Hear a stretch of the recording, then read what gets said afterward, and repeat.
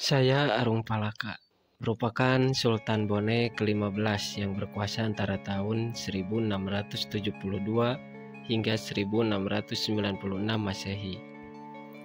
Ketika posisi saya masih sebagai pangeran, saya telah memerdekakan kerajaan Bone dari Kesultanan Goa Talo atau Makassar. Saya lahir di Sopeng pada 15 September 1634 sebagai putra Raja Bone ke-13. Pada masa pemerintahan ayah saya, kerajaan Bone ditaklukkan oleh kerajaan Goa dan statusnya tidak lagi menjadi kerajaan yang merdeka. Tidak hanya itu, raja beserta keluarganya dibawa ke Makassar sebagai tahanan dan diperlakukan sebagai budak. Kala itu usiaku baru menginjak 11 tahun. Setibanya di Makassar, keluargaku dipekerjakan sebagai pelayan di Istana Karaeng Patingaloang. Ini merupakan salah satu petinggi di kerajaan Goa. Namun beruntung bagiku, karena Karaeng Patinggaloang menyukaiku dan memberiku pendidikan yang layak seperti layaknya seorang pangeran di kerajaan Goa. Seiring berjalannya waktu, aku menaruh dendam kepada Sultan Hasanuddin, yaitu Raja Goa yang naik tahta pada tahun 1653. Pasalnya, Sultan Hasanuddin mengerahkan orang Bugis Bone untuk menggali parit di sepanjang pelabuhan Makassar.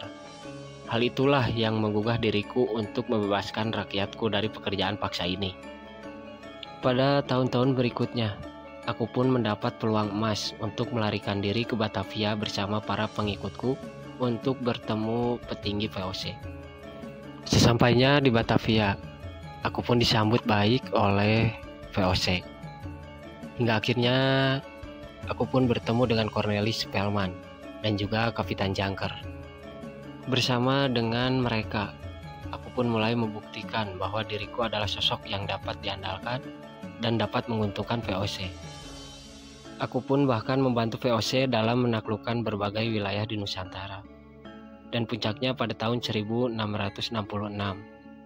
ketika diriku bersama 1000 pasukan yang terdiri dari orang-orang Bugis dan tentara VOC, kami berlayar untuk menyerang Kesultanan Goa yang dipimpin oleh Sultan Hasanuddin.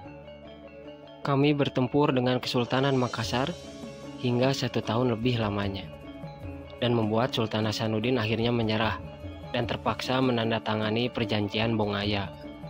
Peristiwa tersebut juga secara resmi membebaskan kerajaan Bone dari kekuasaan Goa. Dan setelah kemenangan melawan Goa, aku pun dinobatkan sebagai Sultan Bone ke-15 pada tahun 1672. Di bawah kekuasaanku, kerajaan Bone mencapai puncak kejayaan dan secara resmi menggantikan kerajaan Goa atau Makassar sebagai kerajaan terkuat di Sulawesi Selatan.